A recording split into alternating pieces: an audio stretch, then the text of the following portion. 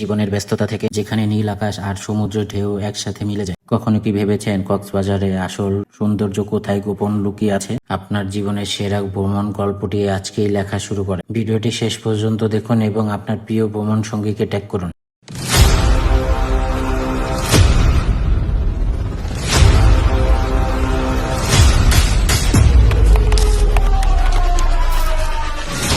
শহরের কোলাহল পেরিয়ে যখন রাস্তাগুলো সোজা গিয়ে মিলে সমুদ্রের দিকে, তখন মনের ভেতরে কাজ করা এক ভিন্ন রকম অনুভূতি। দিন পেরিয়ে রাত, আর রাতের নীরবতা ভেঙে যখন আপনি পৌঁছে যান স্বপ্নের ওই সৈকত নগরীতে।